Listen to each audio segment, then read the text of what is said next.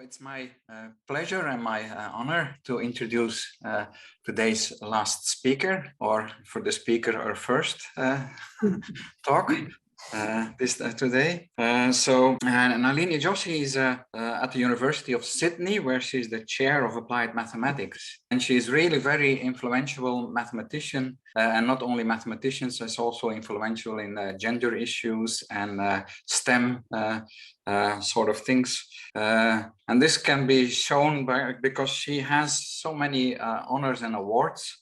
She's an officer of the Order of Australia since 2016. She was the vice president of the Australian Mathematical Society, and presently she's the vice president of the International Mathematical Union. And some of the more recent awards are the Georges Sekeres Medal of the Australian Mathematical Society and the Anziam Medal of the Australian and New Zealand Industrial and Applied Mathematical Society, which is the SIAM from down below, I guess.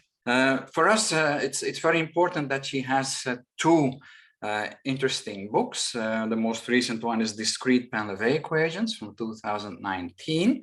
And she also has this book on discrete systems and integrability with Jaime Yantarinta and Frank Nijhoff from 2016.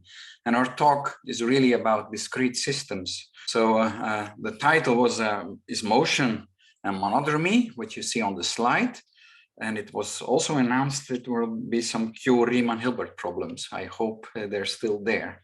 So Nalini, please go ahead. Thank you very much, Walter. I hope everybody can hear me. Okay, so I think all of us know that the idea of motion and describing motion, predicting motion, has been a part of human history since the dawn of time, as soon as people started looking at the heavens and started to navigate the seas. The idea of monodromy may be less familiar to you, but I hope to try and give some intuition about it in a little while. So this talk, which will have new results towards the end, is based on recent work with my collaborators, my student Tom Lassick-Latimer and my postdoc Peter Ruffelson, both of whom are hugely talented people and very, very well versed in Q-Orthogonal Polynomials and Q-Painlevé equations. So I recommend their work very highly to you. They both gave their talks yesterday, so you can watch the recordings, I hope, once they are made available, because those talks have much more technical detail about what I'm going to describe to you later in the talk. So without further ado, let me go on to talk about motion, because there are some very interesting ideas that shape the world that we work in that came from as far back as the times of Kepler and Newton. The questions that concerned many people in those centuries, many mathematically minded and scientifically minded people, was the question of predicting planetary orbits, where the planets will be as the months and the years went into the future. And so we all know that the planetary orbits around the sun, because of Kepler's laws, that they follow elliptical orbits with the sun at one of the foci. Because the sun is so massive, it is effectively the center of the orbit. And that these orbits being ellipses are described by a very simple polynomial equation, a polynomial of degree 2, given here in its simplest form. So x squared over a squared plus y squared over b squared minus 1 is 0 is one of the simplest ways you could write this elliptical orbit. And we know that a particle, if you can imagine the planet as a particle, will move along the shape of that ellipse as time goes on. What Newton was interested in doing 3 or 4 centuries ago now is considering the question of the following question. So if the position of the planet, given by, say, x, y, in the plane of rotation, the plane of the orbit, is described by a polynomial, are other properties of that orbit also described by polynomials of x and y? And so he considered the area swept out by the ray pointing to the planet on the orbit, and the arc length that's traversed by the planet along the elliptical orbit. And he asked whether those functions, the area and the arc length, could also be described in terms of polynomials of x and y. And he came up with this beautifully simple idea to resolve that question. So what the way he put it was that as x and y, as xy, the point of the planet changes with time along the orbit, both the arc length and area increase indefinitely. So as it goes on and traverses the full orbit, it will have swept out, by the time it returns to the original point on the orbit, it will have swept out the full area enclosed by the ellipse. But the planet doesn't stop there, it keeps on going, and the area will increase again after another orbit, and then again and again and again. It will go on ad infinitum. And so what he said was that the area function then takes on an infinite number of values at the same point on the orbit. At the same x and y value, the area function and the arc length function will take on an infinite number of values, because it will just keep on increasing and increasing and increasing with time, with each traversal of the full orbit. And in other words, the area function, for example, cannot satisfy a polynomial equation in xy, because a polynomial of some degree n, if you solved it, you would have a finite number of solutions, whereas this function obviously doesn't. And therefore, it cannot solve a polynomial equation.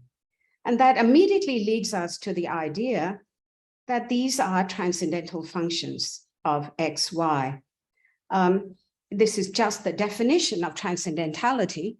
If you solve a polynomial equation, then it's called an algebraic function. Anything that can't solve an algebraic, can't solve a polynomial equation must therefore escape the class of algebraic functions, and these are called transcendental functions of x, y.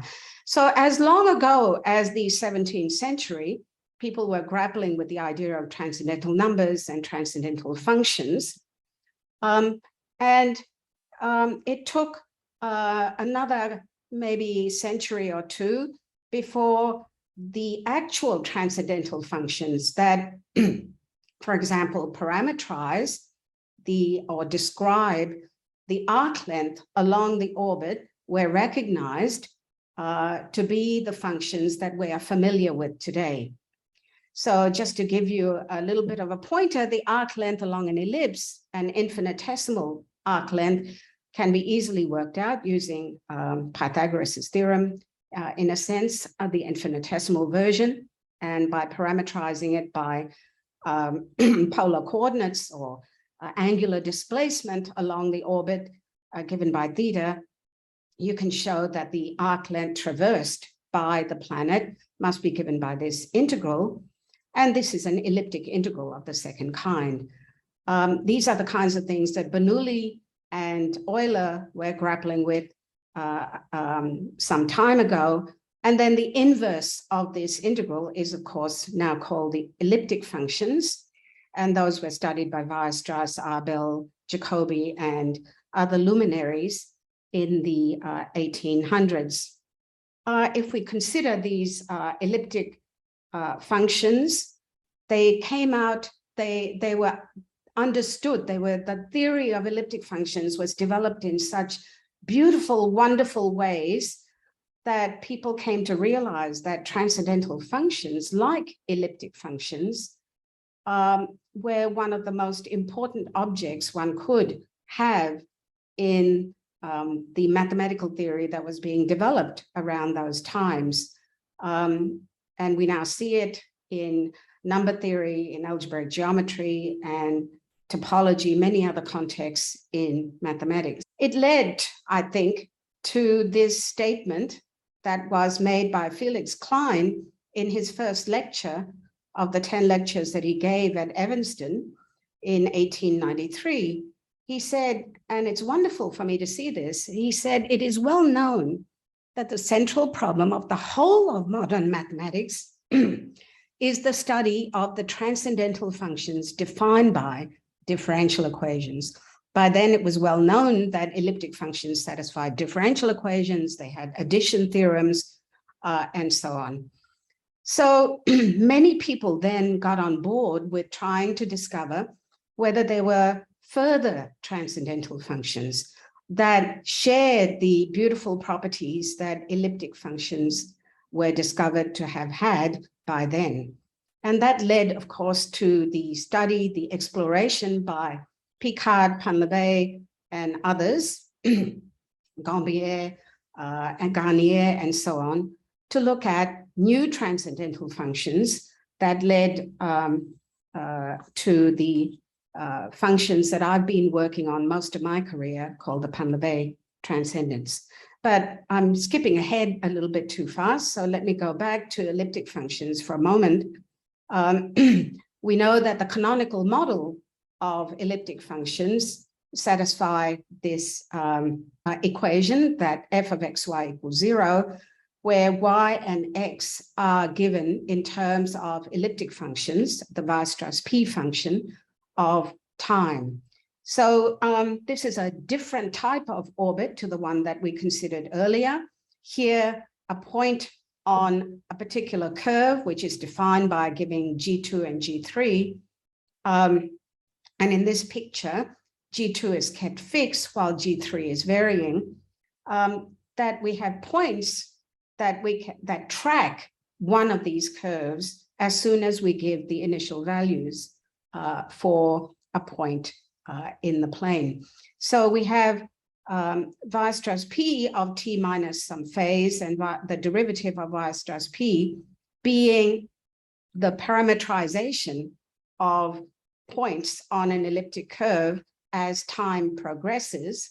So there is another way in which we can think about how to extend this picture, how to generalize elliptic functions, and that is to think about them as not necessarily with fixed G3. So we can fix G2 if you like, and then think about G3 varying slowly with time.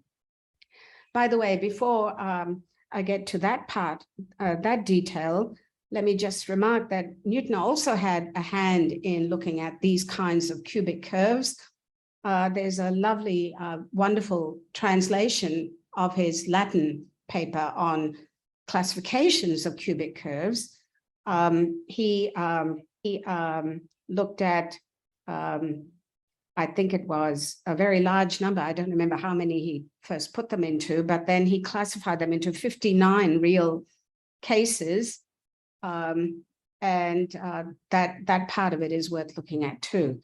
But now going back to what happens if G3 changes slowly in time, what we find is really a succession of slices that are exactly like the fibered space that I just showed you, but with a point on one of the curves moving to a point on a different curve as time goes on.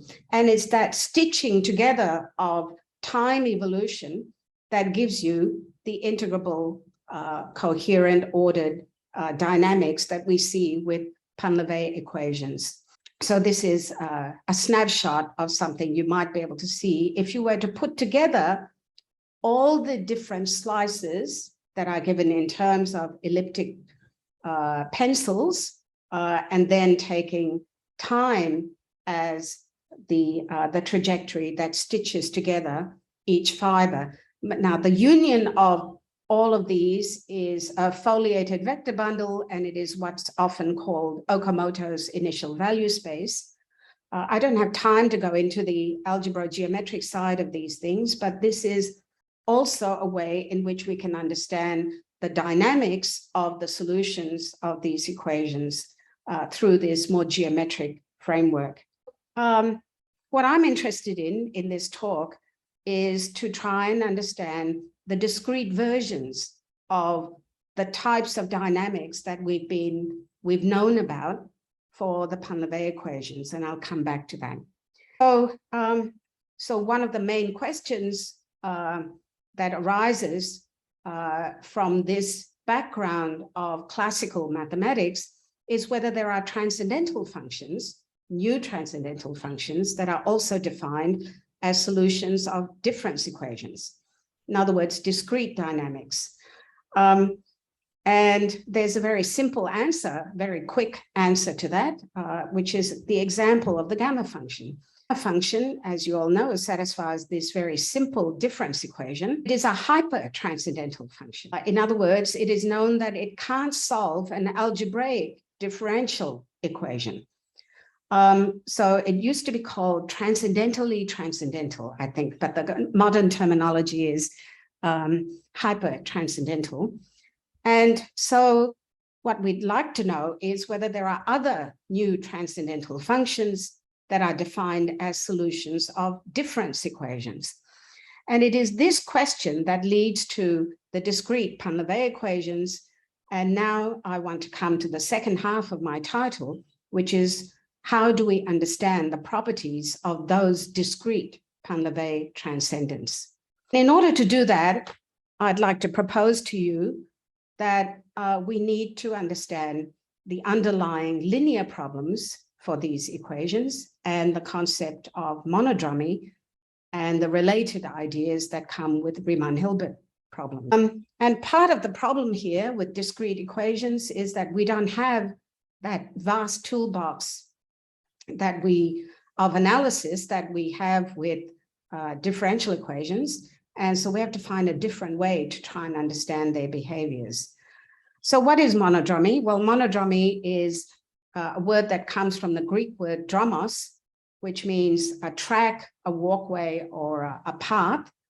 And it is the idea that you can, if you're trying to understand a function, you can understand it by looking near or in the neighborhood of its singularities. And if you walk once around a singularity, for example, of this function that I've plotted in front of you, which comes from solving y² = x³, then you will have changed x by rotating by e to the angular distance 2 pi in the complex plane, and therefore y changes by the 3/2 power of it, so it'll change sign. And so the study of monodromy is to try and understand how all of these changes come together to describe the resulting Riemann surface. So there are monodromy groups, homotopy theory, that come into play in trying to understand function theory with singularities. And the story I want to show you goes back to Richard Fuchs, who was the son of Lazarus Fuchs. He looked at, I believe it was a problem that was actually given to him by his father. He looked at the problem of that generalized hypergeometric functions. So hypergeometric functions have 3 fixed singularities. And so he considered the problem of defining the functions that solve a linear differential equation of second order with 4 regular singular points. And if you consider that on the Riemann sphere, you can always normalize 3 of those 4 to be at 0, 1, and infinity, while the 4th one remains free. And so let's give it a name, a label, T. And so he considered this 2x2 matrix problem with such singularities in the coefficients. And he asked whether you could fix the monodromy group, the monodromy data of the solutions, if T is allowed to vary. And he came up with a brilliant solution by considering this problem as T varies by mapping it to looking at compatibility with an accompanying system, which shows you how things change with T. So find the condition under which the monodromy data of this system stays invariant under deformation of T. And the condition he came up with was a condition on the entries of these matrices, the coefficient matrices, the A's, and this turned out to be the equation. By all rights, this should be called Fuchs's equation, Ricard-Fuchs's equation, but it is nowadays called the sixth Painlevé equation. Here, W is a function of T, and the Greek letters alpha, beta, gamma, delta are parameters, given parameters, if you like. So this is called the sixth Painlevé equation because if you think about this in the way that you might think about hypergeometric functions and ask what happens as two of the singularities collide, in the case of the hypergeometric function, you would get the confluent hypergeometric function. But in the case of this nonlinear differential equation, you get a limiting form that relies on the parameters going to a limit as well. So here we are merging t equals 0 with t equals 1. And as epsilon goes to 0, you get the fifth Painlevé equation, which was discovered by Painlevé and Gambier. And then successive limits give you the fourth Painlevé equation, the third Painlevé equation, the second, and the first. So because Painlevé and then later Gambier had discovered these, that mistress equation, if you like, as Frank likes to call it, is now called the sixth Painlevé equation.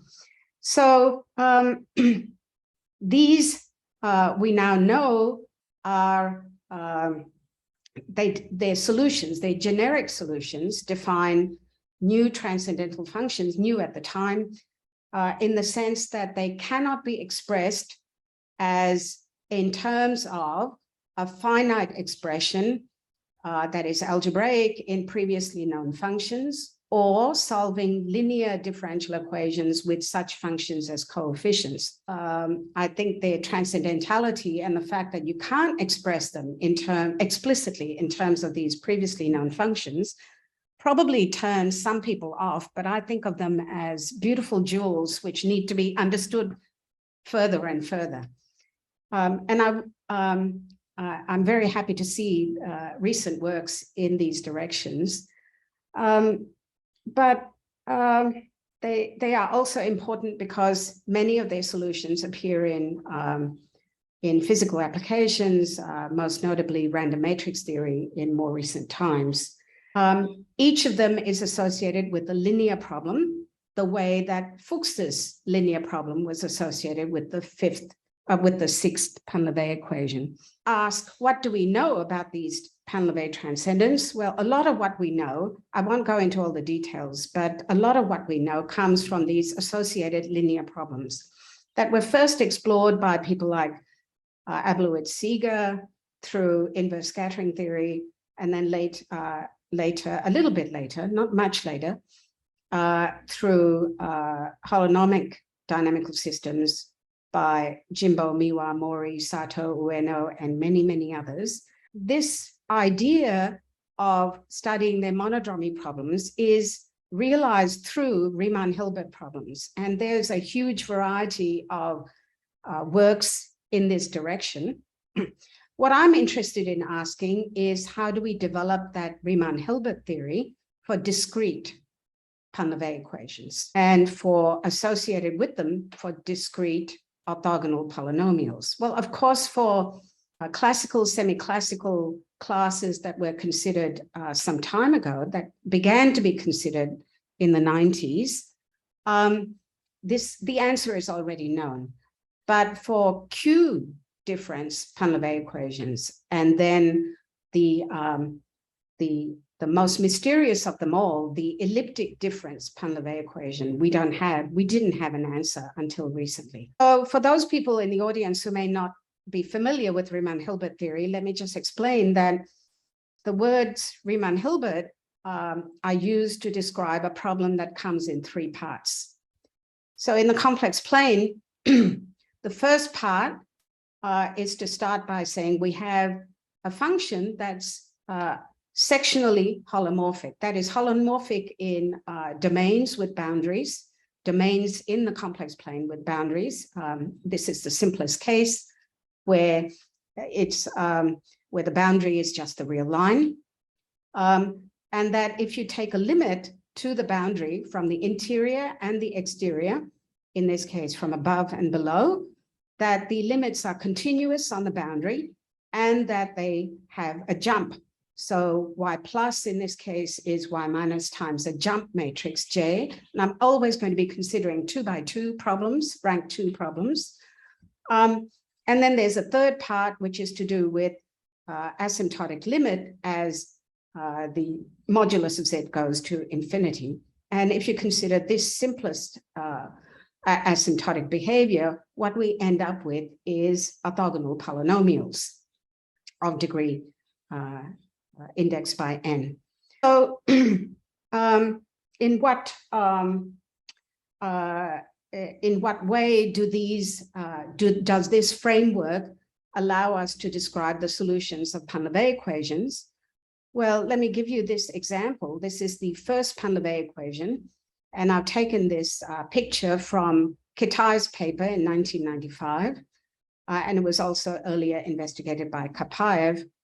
So the linear system that comes from applying coalescence limits to Fuchs's linear problem turns out to have this form here.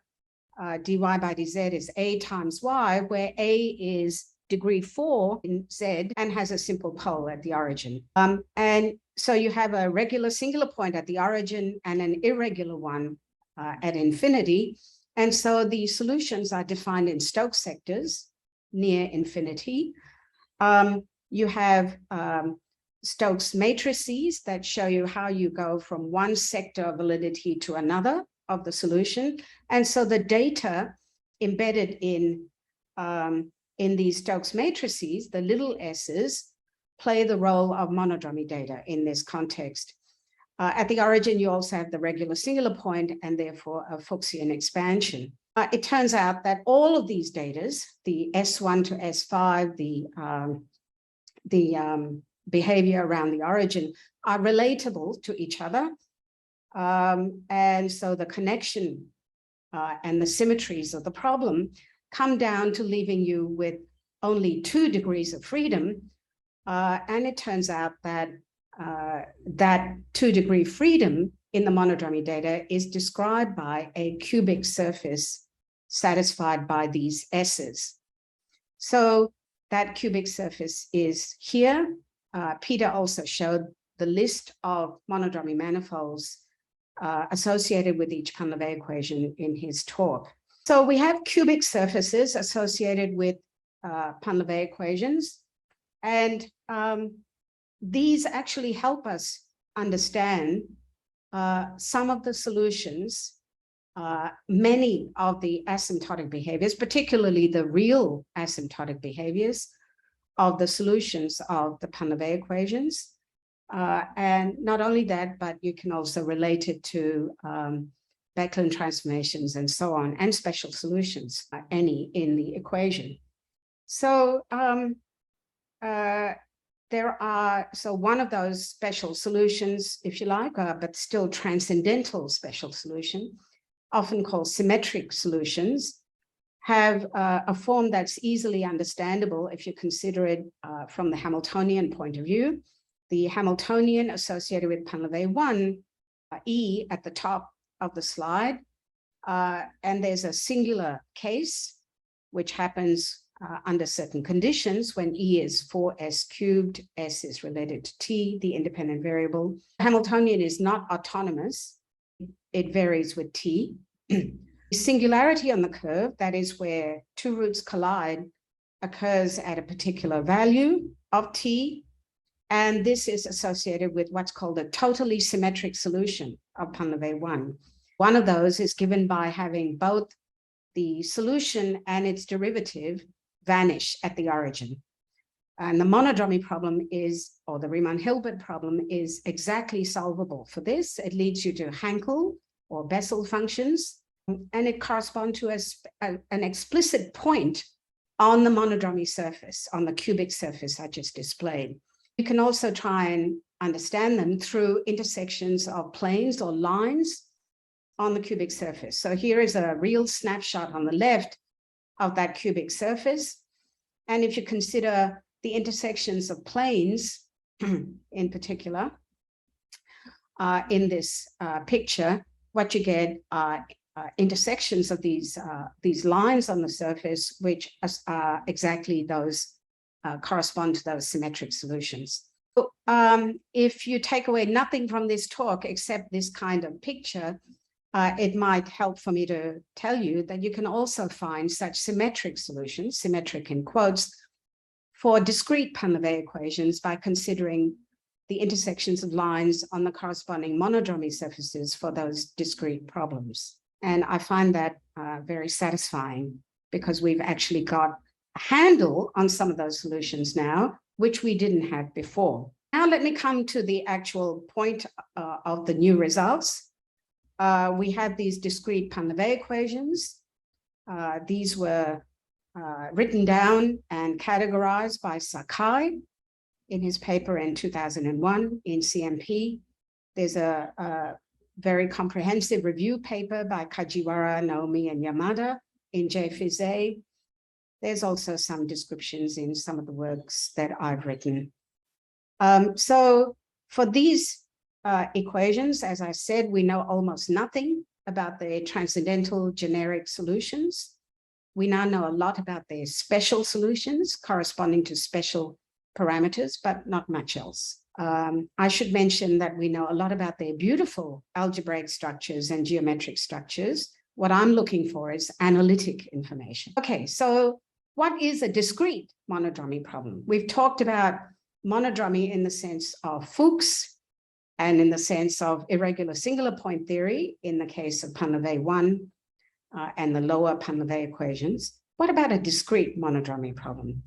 And therefore, what is a discrete Riemann-Hilbert problem? As I said before, for orthogonal polynomials, this is now well understood. So in the sense that if you consider the class of orthogonal polynomials with weight function W, let's say, on the real line, it is the problem of finding a solution Y such that we have those three parts of the monodromy problem satisfied. So Y is analytic in C without the real line, that we have these limiting values that are continuous on the real line and suffer a jump function, V, given by V, which is related to the weight function, that we have certain asymptotics as Z goes to infinity. And these come from the formulations by Foucault et al., Daft et al., developed by many people, Walter van Asscher, Anna Quilas, and so on. In this setting, under certain conditions on W, such as Holder continuity and so on, you get a unique solution. There exists a unique solution of this problem, and the solutions are related to orthogonal polynomials. What about Q orthogonal polynomials? And this is the work I've done with my student, Tom Lassig-Latimer, and I urge you to have a look at the recording, if it's available, of his talk that was given yesterday. I don't know if it's still yesterday for you, but for me, it was 2 days ago.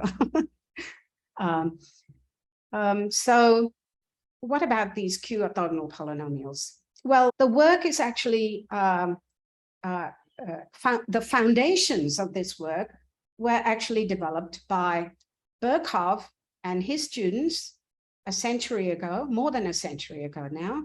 And instead of having a straight line as the boundary of the region of holomorphicity, we have things that are closed contours, circles, if you like.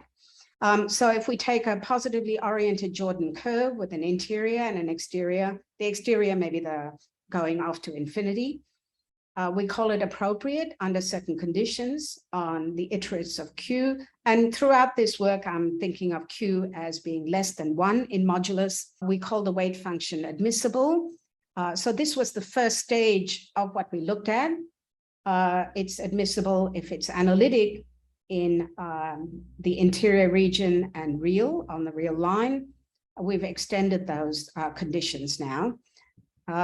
So under these conditions, the Q-Riemann-Hilbert problem is to consider why that's analytic on the complex plane minus this closed contour, the Jordan contour, which is called appropriate, as continuous limiting values as you approach that curve gamma from either side, that the limits suffer a jump function. But in this setting, we have to introduce another type of function, which is called H here. And we introduce it because for Q orthogonal polynomials, the inner product isn't an integral, a continuous integral, it's a discrete sum, often called the Jackson integral.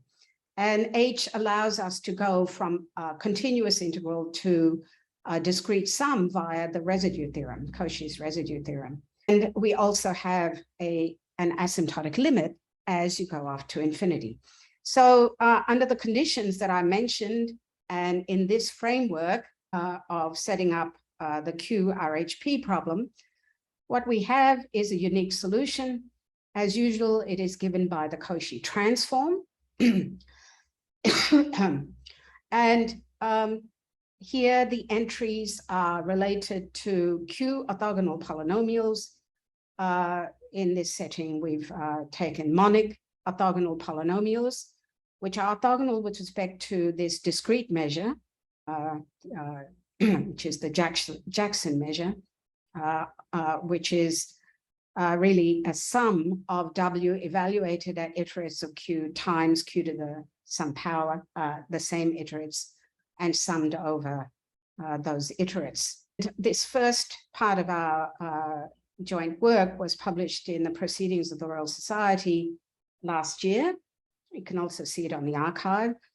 And the extension, the next extension, is also on the archive, and I encourage you to have a look at that for some more details. There are different kinds of results, not just the existence of the solution, but the framework of this setup of Q orthogonal polynomials, Q-RHP, allows us to deduce asymptotics as n goes to infinity in a similar way to the way what's called the method of steepest descents that was developed by Daift, Zhu et al., which is to consider a sequence of transformations of the RHP problem and end up with the model problem that you can solve and then bring that information back to the original framework. So, for example, in this setting, we have this well-known three-term recurrence relation. We have zeros. We have a result about zeros of the orthogonal polynomials, for example. We have that the zeros approach iterates of Q as n goes to infinity. We have information about the growth of AN and BN, or their decay, as n goes to infinity, just from using Riemann-Hilbert theory. So we've been able to extend it to some more general weight classes. For example, to consider W, which is still bounded analytic in the interior, but now without zeros, positive integers, Q to the K. We have certain conditions on the growth of W as n goes to infinity. And these extended weight classes include some well-known cases like the little Q Jacobi polynomials, and we get detailed asymptotic results, which you can look at in our archive paper, which is currently being considered in a journal. I think we're revising it now. So this is what we have, and there's even a more general class which we're currently putting together.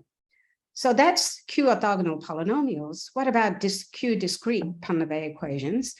And this is my work with Peter Ruffelson. Again, I urge you to look for a recording of his talk if you didn't catch it the other day. So here, what is really extremely interesting is that we get explicit results for the Q Monodromy manifolds. And they are not always cubic surfaces, it turns out. So, as I said, a lot of the foundational work goes back to Carmichael and Birkhoff. Carmichael was a student of Birkhoff, in which there are certain conditions on the matrix coefficient A, which we now call Fuchsian, if the determinant of A as Z goes to 0 and the determinant of A as Z goes to infinity do not vanish. We call it non-resonant if the eigenvalues of A0 and the eigenvalues of AN are not Q powers multiple of each other. And certain similar conditions on the zeros of the determinant of A. So under this collection of conditions, which is reminiscent of this condition of regular singularity on the original system that I talked about from 1905, there's actually more developments from the point of view of difference-Galois theory by Ramis, Sollois, Zhang et al. Manos considered it for a particular equation. Oyama et al. Have a very interesting recent paper, again, on this particular equation, which is a Q discrete Pandavae 6. Under these conditions, we are able to formulate Q RHPs for two examples that I'm going to show you. This is the fourth Q Painlevé equation, a system of three equations, a constraint, which makes it a second order equation. This is the constraint here. Here, the bars mean Q multiples, evaluated at Q multiples of the independent variable T, and T is related to the constraint. This is also known as the A51 initial value case, space case of Sakai's categorization. In this case, we are able to, I don't think I have too much more time, so I won't bore you with all the details, but the reason we're able to make it work for this equation is that we had a very nice linear problem that came from a totally different direction in my work with Nobu Nakazono, which allowed us to have a linear problem that satisfied Birkhoff and Carmichael's conditions. So under these conditions, knowing what the determinant, the zeros of the determinant of A are, and symmetry properties, we can characterize the connection matrix. That is the connection between the solution around infinity and the solution around 0. This is the corresponding object to monodromy in this setting. We have certain properties. We can write down many of the formulations, but how do we get the monodromy manifold? Well, this comes from knowing when the problem loses its rank. The connection matrix will eventually trickle down to conditions on its entries, and the conditions on its entries come down to looking at various things, including the zeros of its determinant. So at those places, C, the connection matrix, is not invertible, and we can parameterize exactly how it's non-invertible there, give coordinates to its rows or columns, and by doing so, we obtain a linear system of three equations for the ratios of those rows, and that comes down to the monodromy manifold. And this monodromy manifold is for this particular Riemann-Hilbert problem, that's the contour that separates the Q iterates of those zeros from the original zeros. We can construct those explicitly, and it's given here in the affine version. So the coordinates are given by P1, P2, P3. In this case, it is a cubic surface. Coefficients are theta functions of the parameters. So now very briefly, let me just mention that by knowing the monodromy manifold, we can look for intersections of lines on that manifold and find exactly where you have these special transcendental solutions. They correspond to a particular value of t, and they turn out to have these one of four initial values for the solutions. And these are the points on the monodromy manifold that they correspond to. So these are the Q versions of those symmetric solutions. And I think they deserve further study. There's also the case of QP6. This is the system of two equations. Again, there are Fuchsian conditions and certain conditions called non-splitting by Oyama, Rami, Soloy, et al. Here, the contours come in two parts. Then we have, again, this version of the monodromy manifold by looking at the connection problem. And they come by looking at the intersections of quadrics, things that are quadratic in P1, P2, P3, P4. Coefficients given in terms of theta, Q theta functions. It turns out that our results imply a conjecture that was written down in Oyama's paper, which is very nice. And in this setting, we get, again, symmetric solutions. And so let me end by summarizing what we've been able to do so far and what we haven't been able to do yet. So, as I said, generic solutions of Q discrete Pandavae equations deserve our study as new transcendental functions.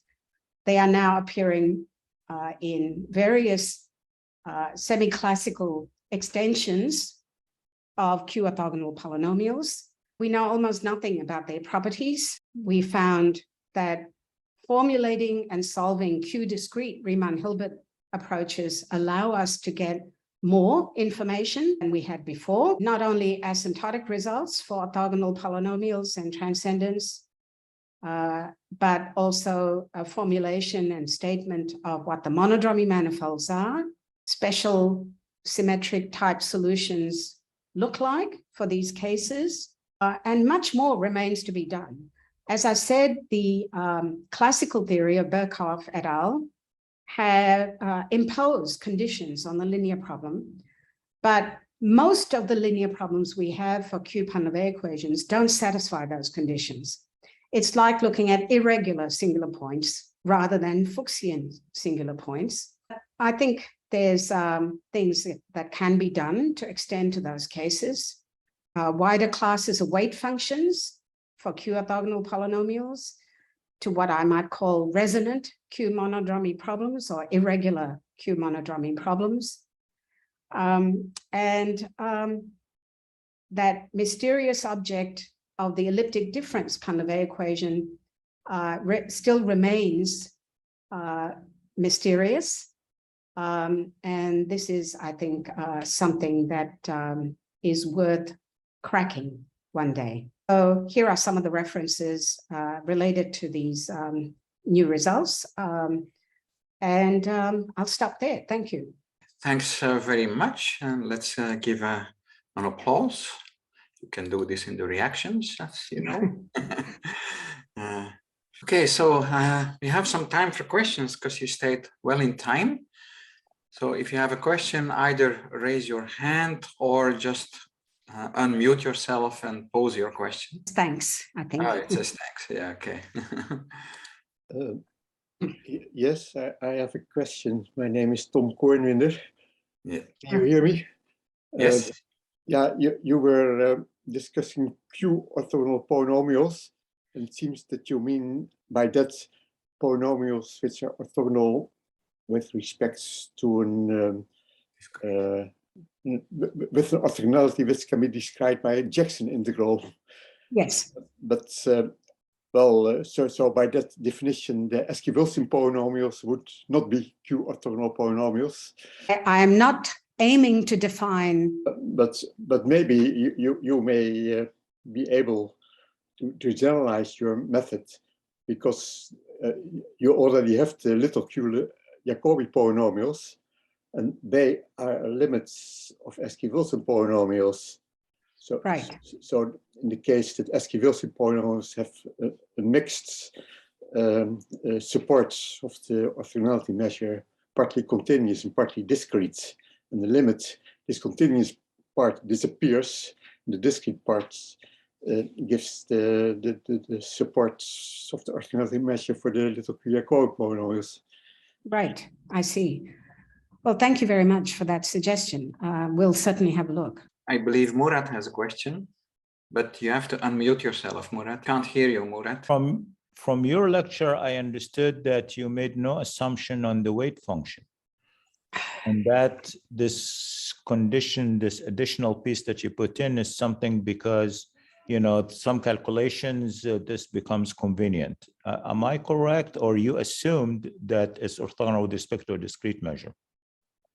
We assume that there is an orthogonality with respect to a discrete measure. Did you assume anything about the location of the masses of that? Not sure. Let me see if I can. Oops, what happened? I think the support is just on powers of Q. Yeah, that's right. If I go back to some of those statements, I didn't. for example, here you can see that there are these conditions on the W, the weight function W. So not sure if that answers your question. But I don't see where the discrete, where it says it's discrete. I'm sorry. Am I screen sharing? Yes. Can you see my slide? Yeah, but I mean, okay, so this is the admissible. Anyone else has a question? So can I ask a question? Yes, Anna. When you mention, it's a basic one. So when you mention about the Q semi-classical polynomials, were you referring to those orthogonal with respect to a discrete Q measure that satisfies the Q-Pearson equation, right? Yes, yes, that's right. Some of them, do we have a knowledge on how the recurrence coefficient map to That's certain right. Painlevé, right? That's right. Yes, we do, or at least various members of the audience did. Yes. I think in our latest results, we just have more detail on those asymptotes. Looking forward to read. It's on the archive. I know, you said. Okay, one more question maybe. If not, then I suggest we thank Nalini once more. Those that are now on Wednesday can do what they do on Wednesday, and the others continue with Tuesday. I wish I'm able to access all of the other talks, but I'm going to have to wait for most of the recordings, I think. Oh, by the way, you mentioned the recordings for Tom Latimer and Peter Roffelson's. I think they only record the plenary lectures. Well, actually, when I attended those talks, there was recording. It was recording? Okay. Then it's fine. So because it's a parallel session and it's specifically for early careers and PhD, so they are being recorded, and for those who agreed to record. But so yeah. That's okay. So it gives priority for the plenary and for the early careers. Well, that's appropriate. Okay. Okay. Thank you. Bye. Yeah. Bye-bye.